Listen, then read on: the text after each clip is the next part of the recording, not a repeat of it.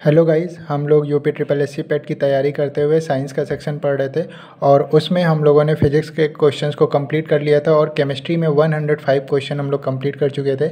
इसके आगे से आज कंटिन्यू करना है और हमारे चैप्टर का नाम है मिश्र धातु और क्वेश्चन नंबर 106 से ये चैप्टर स्टार्ट है। तो आइए स्टार्ट करते हैं क्वेश्चन नंबर 106 से। क्वेश्चन नंबर 106 में दिया हुआ है कि बर्तन बनाने के लिए कौन सी निम्नलिखित मिश्र धातु का इस्तेमाल नहीं करा जाता है। अब हमारे पास चार ऑप्शन है। पीतल, तो पीतल के तो बर्तन होते हैं, पीतल का हम लोग यूज़ करते हैं। सोदर और या फिर शोल्डर। देखिए, अब ये अगर आप जानते होंगे तो आंसर समझ जाएंगे। देखिए, शोल्डर क्या होता है। शोल्डर जब हम बिल्डिंग करवाने जाते हैं तो बिल्डिंग की जो प्रोसेस होती है वो क्या कहलाती है, सोल्डरिंग। बिल्डिंग की जो प्रोसेस होती है वो क्या कहलाती है, सोल्डरिंग। और जो बिल्डिंग करने के लिए हम लोग मटेरियल यूज़ करते हैं वो टिन और लेड का मिश्रण होता है। तो यहाँ पे जो इन्होंने सोल्डर ऑप्शन दिया है ये बर्तन बनाने के लिए इस्तेमाल नहीं होता है धातु, बल्कि ये किस लिए यूज़ होता है, सोल्डरिंग प्रोसेस के लिए, बिल्डिंग प्रोसेस के लिए, दो चीज़ों को ज्वाइन करने के लिए ये यूज़ होता है। तो यानी 106 का जो ऑप्शन नंबर बी है वो क्या है, वो एक ज्वाइनिंग प्रोसेस है, वो एक बिल्डिंग प्रोसेस है। बर्तन बनाने में उस धातु का यूज़ नहीं किया जाता है। बाकी ऑप्शन में इन्होंने क्या दिया हुआ है, ड्यूरेलुमिन और जर्मन सिल्वर।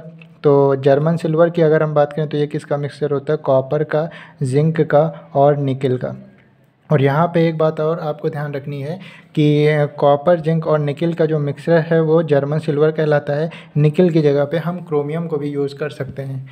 और इसके बाद ड्यूरेलुमिन जो है तो ये एल्युमिनियम, कॉपर, मैग्नीशियम और मैंगनीज का मिक्सचर होता है। किसका किसका, एल्युमिनियम हो गया, कॉपर हो गया, मैग्नीशियम हो गया और मैंगनीज हो गया। तो ये चीज़ें हमें ध्यान रखनी है।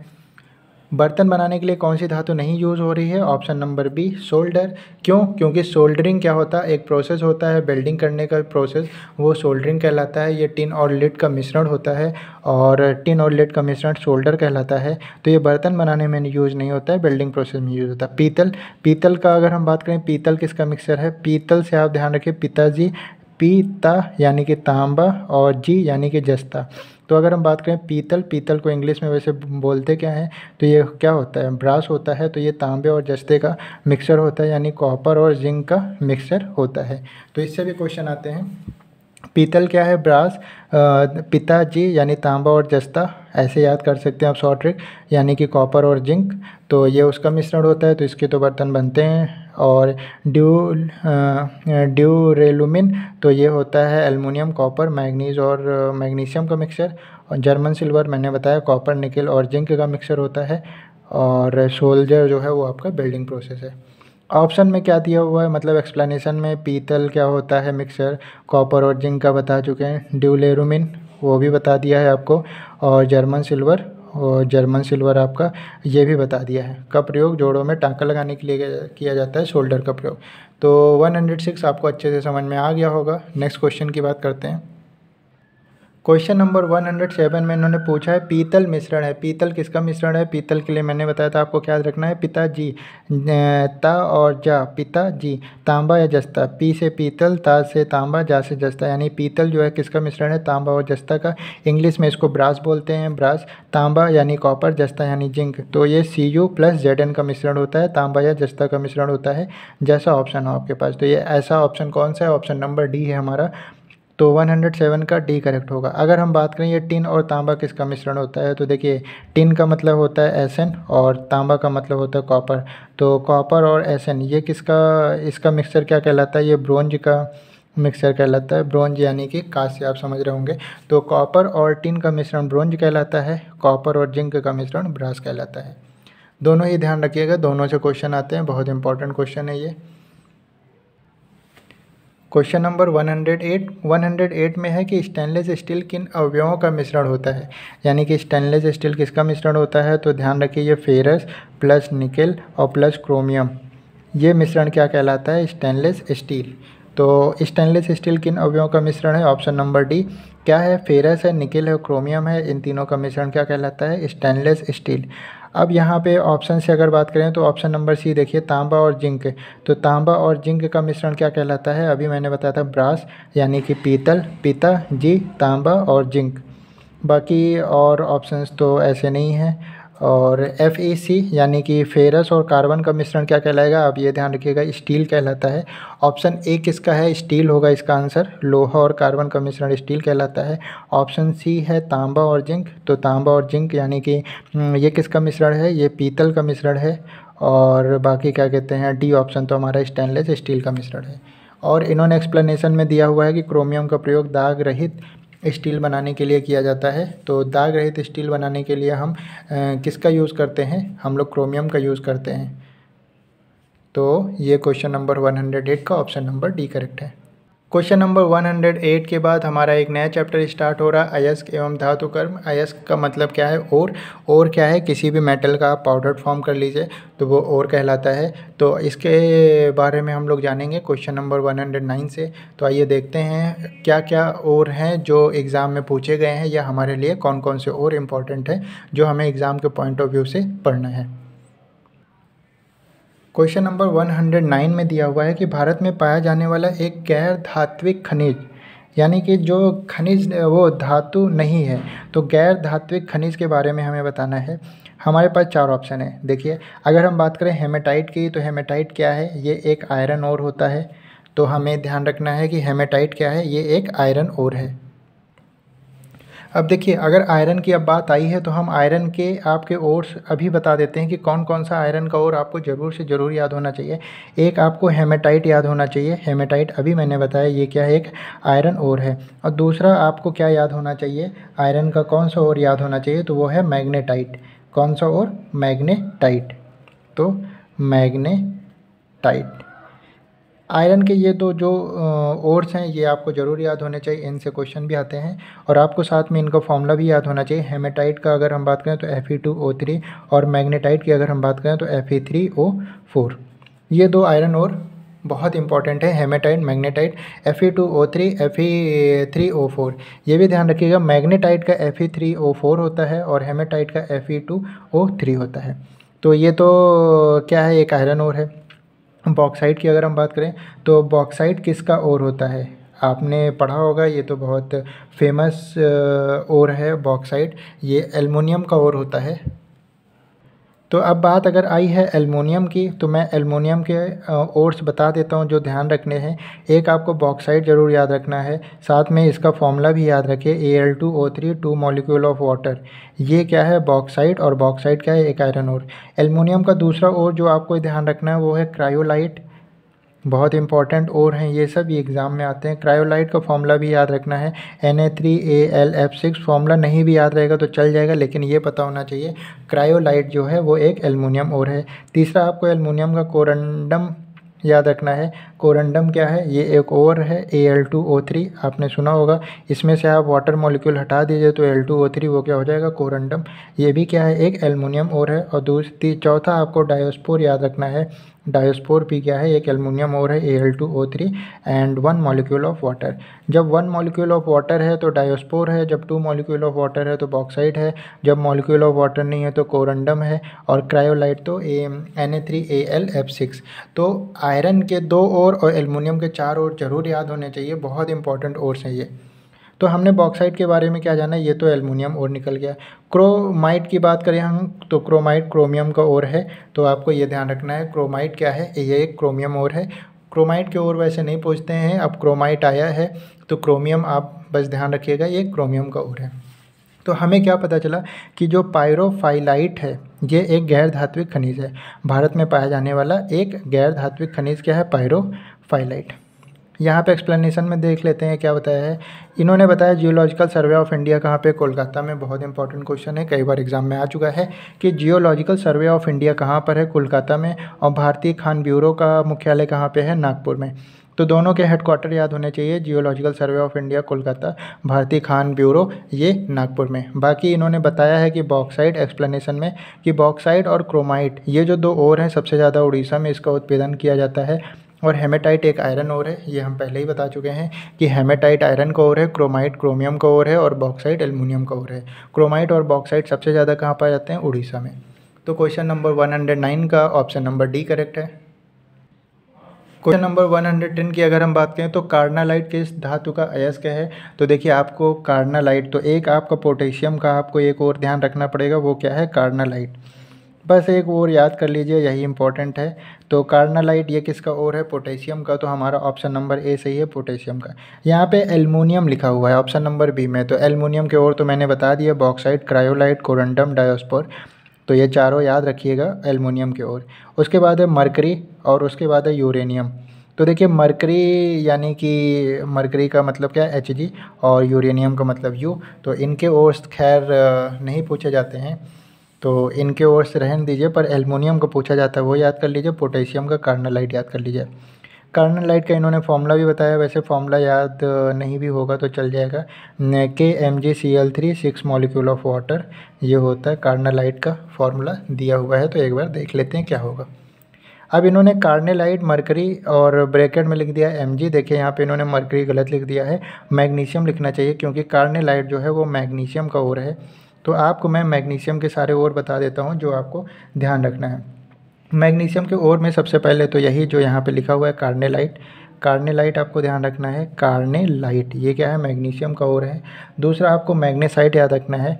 अब देखिए एक बात समझिए, यहाँ पे मैग्नेसाइट है ये, अगर मैग्नेटाइट होगा तो वो हो जाएगा आयरन और Fe3O4।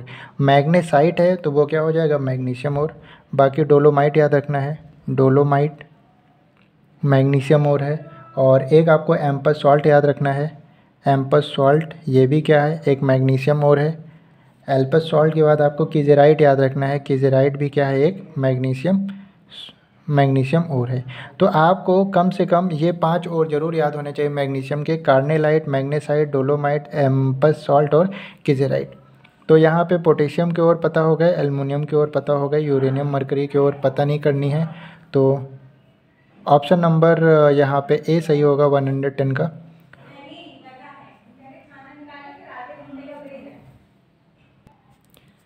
तो अब बात करते हैं नेक्स्ट क्वेश्चन की।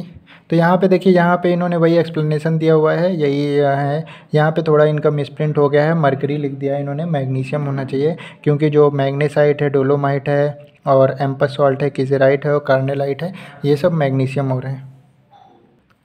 क्वेश्चन नंबर 111, किसके प्रयोग के जरिए धातु की उच्च शुद्धता प्राप्त की जा सकती है। तो देखिए धातु की उच्च शुद्धता प्राप्त करने के लिए हम क्या करते हैं, इलेक्ट्रोलिसिस प्रोसेस का यूज़ करते हैं।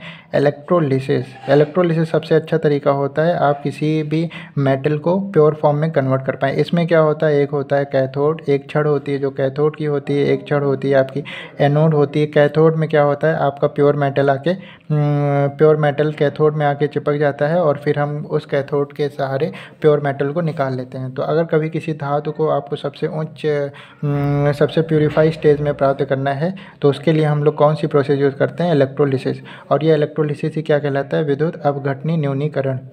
तो देख लेते हैं किसके प्रयोग के जरिए धातु की उच्च शुद्धता प्राप्त की जा सकती है। तो विद्युत अपघटनी न्यूनीकरण यानी कि इलेक्ट्रोलिसिस। क्या बताया इन्होंने, विद्युत अपघटनी न्यूनीकरण के जरिए धातु की उच्च शुद्धता प्राप्त की जा सकती है। विद्युत अपघटनी न्यूनीकरण इलेक्ट्रोलिसिस यानी विद्युत अपघटन का एक प्रकार है।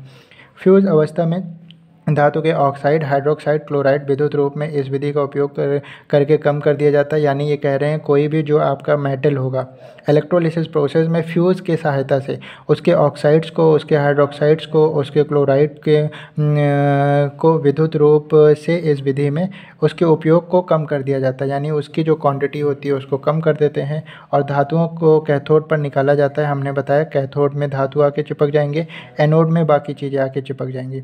तो कैथोड से धातु को निकाल लिया जाता है, प्योर मेटल निकाल लिया जाता है।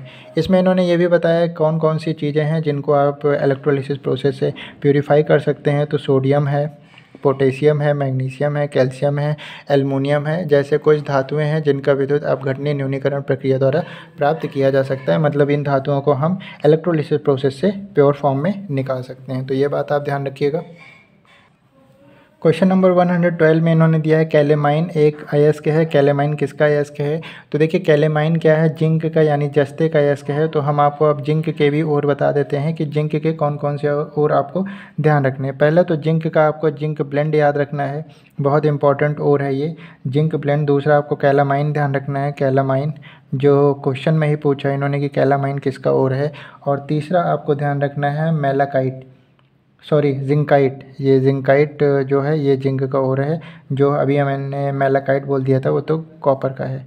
तो जिंकाइट, तो जिंक ब्लेंड में जिंक आया है तो ये तो ध्यान रहेगा, जिंकाइट में जिंक आया है तो ये भी ध्यान रहेगा। लेकिन जो कैलामाइन है वो भी जिंक का ही ओर है। तो कैलामाइन एक अयस्क है किसका, जस्ता का, यानी कि जिंक का। तो हमारा ऑप्शन नंबर सी करेक्ट होगा क्वेश्चन नंबर 112 का। और जिंक के और कौन से और याद रखने हैं, जिंक ब्लेंड और जिंकाइट। उसके बाद ये हो गया जिंक। पहला ऑप्शन है टिन। टिन का मतलब समझ रहे हैं, टिन का मतलब है एसन। और एसन यानी कि टिन का हमें कौन सा और याद रखना है, कैसीटेराइट, कैसीटेराइट। तो टिन का बस यही एक और ध्यान रखना है, टिन का कैसीटेराइट। और उसके बाद मैग्नीशियम है। मैग्नीशियम के और मैंने आपको कौन कौन से बताए हैं, कार्नेलाइट बताया है, मैग्नेसाइट, डोलोमाइट, एम्पस सॉल्ट और किजेराइट। तो ये पांचों और आपको ध्यान होने चाहिए मैग्नीशियम के। मैग्नीशियम और बता चुके हैं, जस्ता का बता चुके हैं, जिंक के। और उसके बाद आया तांबा। तांबे का मतलब क्या है, कॉपर। अब कॉपर के कौन कौन से और ध्यान रखने हैं ये ध्यान रखिए। पहला तो आप क्यूप्राइट ध्यान रखिए, कॉपर का कौन सा और, क्यूप्राइट। दूसरा याद रखना है एजुराइट, एजुराइट ये भी एक कॉपर ओर है और इम्पॉर्टेंट कॉपर ओर है। उसके बाद आपको मैलाकाइट ध्यान रखना है, मैलाकाइट, मैलाकाइट। देखो अगर जिंकाइट है तो वो जिंक का, और मैलाकाइट है तो वो कॉपर का। कैल्साइट याद रखना है, कैल्साइट ये भी कॉपर का ओर है और इम्पॉर्टेंट ओर है, पेपर में पूछा जाता है। और उसके बाद कैल्कोपाइराइट याद रखना है आपको, कैल्कोपाइराइट, कैल्कोपाइराइट,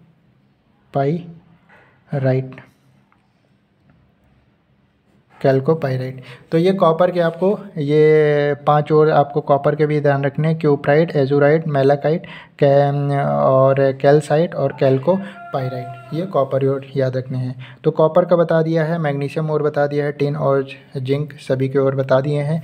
और वही यहाँ पे भी लिखे हुए हैं, zinc blende, calamine, zincite zinc का, और मैग्नेसाइट, डोलोमाइट, कार्नेलाइट, एम्पस सॉल्ट, किजेराइट मैग्नीशियम का, कैसीटेराइट ये है आपका टिन का। और बाकी क्यूप्राइट, एजुराइट, कैल्कोपाइराइट, मैलाकाइट और कुछ अलग से हमने लिख दिए हैं जैसे कैल्साइट, जो आपको ध्यान रखना है, ये भी क्या है, कॉपर और है। तो क्वेश्चन नंबर 112 समझ में आ गया होगा। बात करते हैं नेक्स्ट क्वेश्चन की। क्वेश्चन नंबर 113 इन्होंने पूछा है एल्युमिनियम के सबसे महत्वपूर्ण अयस्क का नाम। तो एल्युमिनियम का तो मैंने आपको पहले ही क्वेश्चन में बता दिया था। एल्युमिनियम के कौन कौन से और ध्यान रखने हैं, बॉक्साइट, क्रायोलाइट, कोरंडम, डायोस्पर। तो यहाँ पे पहला ही ऑप्शन दिया हुआ बॉक्साइट। तो बॉक्साइट क्या है, एक एल्युमिनियम और है। बात करते हैं कैल्साइट की। अभी मैंने बताया ये एक कॉपर और है, ये देखिए कॉपर में बताया कैल्साइट। तो यानी कि कैल्साइट तो कॉपर और है और हमसे एल्युमिनियम का पूछा है। उसके बाद बात करते हैं कैलामाइन। तो कैलामाइन आपको अभी मैंने जस्ट एक क्वेश्चन पहले ही बताया है। तो जिंक के तीन और याद रखने हैं, जिंक ब्लेंड, कैलामाइन और जिंकाइट। तो कैलामाइन तो जिंक का और है, ये जिंक का और हो गया और ये कॉपर का और हो गया। गैलेना, अब देखिए मैंने अभी आपको गैलेना नहीं बताया। गैलेना लेड का होता है यानी पीबी। और ये किसका, गैलेना किसका और है, ये लेड का और है। तो ये भी एक बात आप ध्यान रखिएगा, लेड का कौन सा और याद रखना है, गैलेना। तो ये तो लेड का हो गया, ये तो कॉपर का हो गया, ये तो जिंक का हो गया, और एल्युमिनियम का बॉक्साइट। और बाकी एल्युमिनियम के जो और हैं वो याद रखने, क्रायोलाइट, कोरंडम और डायोस्पर। तो क्वेश्चन नंबर 113 का ऑप्शन नंबर ए करेक्ट है। क्वेश्चन नंबर 114 इन्होंने पूछा है मोनोजाइट किसका अयस्क है। तो देखिए मोनोजाइट मैंने आपको लोहे के तो बता दिए हैं, लोहे के दो याद रखने, हेमेटाइट हो गए, मैग्नेटाइट, Fe2O3 और Fe3O4। तो लोहे का तो ये है नहीं। बाकी थोरियम का तो देखिए मोनोजाइट जो है वो थोरियम का और है। तो मोनोजाइट आपको ध्यान रखना है, ये किसका है, थोरियम का और है। तो इसका एक ही और ध्यान रखना है, मोनोजाइट। तो यहाँ पे है मोनोजाइट किसका और है, थोरियम का। अब देखिए मोनोजाइट के बारे में कुछ बात बताते हैं। पहली बात तो ये मोनोजाइट हमारे यहाँ भारत में कहाँ पाया जाता है, केरल में। मतलब कि केरल में मालाबार तट पर क्या पाया जाता है, मोनोजाइट नामक रेत पाई जाती है। और उस रेत में सबसे ज़्यादा क्या पाया जाता है, मोनोजाइट ओर पाया जाता है। अगर हम बात करें विश्व का लगभग 75% जो ओर है, मोनोजाइट ओर, वो हमारे दक्षिण भारत में ही पाया जाता है। दक्षिण भारत में लगभग विश्व का 75% और पाया जाता है कौन सा ओर? मोनोज़ाइट ओर। कहाँ पे? केरल के मालाबार में मोनोज़ाइट नामक रेत पाई जाती है और उसी रेत में सबसे ज़्यादा क्या होता है? मोनोज़ाइट ओर होता है। वही चीज़ें यहाँ पे लिखी हुई हैं। मोनोज़ाइट थोरियम का एक प्रमुख अयस्क है। केरल के मालाबार में समुद्र तटीय मोनोज़ाइट रेत में सर्वाधिक पाया जाता है और विश्व का 75% थोरियम जो है वो दक्षिण भारत में ही पाया जाता है। तो क्वेश्चन नंबर 114 का ऑप्शन नंबर बी करेक्ट है। क्वेश्चन नंबर 115 इसमें पूछा है मैग्नेटाइट है। मैग्नेटाइट क्या है? तो पहली बात तो मैग्नेटाइट एक और है, किसका और है? आयरन और है। मैंने बताया था Fe2O3, ये तो हेमेटाइट का होता है। Fe2O3 हेमेटाइट का। तो देखिए कभी कभी फार्मूला भी पूछ लेते हैं, इसलिए मैंने कुछ फार्मूले आपको बताए हैं। Al2O3 पूछ सकते हैं कोरंडम का, Al2O3 1 मॉलिक्यूल ऑफ वाटर, डायोस्पोर का Al2O3 2 molecule of water, bauxite का। तो यानी कि कुछ फार्मूले भी आपको याद रहने चाहिए जो बहुत फेमस है। तो यहाँ पे पहला ऑप्शन है Fe2O3, ये तो हेमेटाइट का होता है, और Fe3O4 ये मैग्नेटाइट का होता है, और मैग्नेटाइट ही उन्होंने पूछा है। तो क्वेश्चन नंबर 115 का ऑप्शन नंबर 20 करेक्ट होगा। वही इन्होंने एक्सप्लेन भी किया है। मैग्नेटाइट आयरन ओर है Fe3O4, और हेमेटाइट भी आयरन ओर है Fe2O3। तो ये क्वेश्चंस थे जो ओर से रिलेटेड थे। आउटपुट क्या निकल के आया? आउटपुट ये निकल के आया कि ये ओर्स जो मैंने यहाँ पे लिख रखे हैं, इतने ओर्स आपको ज़रूर याद रखने हैं। पेपर में आए हुए ये ओर्स हैं, और ये इसको आप अच्छे से पढ़ लीजिए। 2-3 बार पढ़ लेंगे, सारे याद हो जाएंगे। इनसे रिलेटेड हम लोग ने क्वेश्चन भी कर लिए हैं। तो इसके बाद एक हमारा नया चैप्टर स्टार्ट हो रहा है, बहुलक, और यानी कि पॉलीमर, और इसको हम लोग नेक्स्ट वीडियो में पढ़ेंगे, क्योंकि इससे भी कई क्वेश्चंस आते हैं। पॉलीमर को समझेंगे, फिर नेक्स्ट वीडियो में इसके क्वेश्चंस भी करेंगे। आज के लिए इतना ही। Thank you.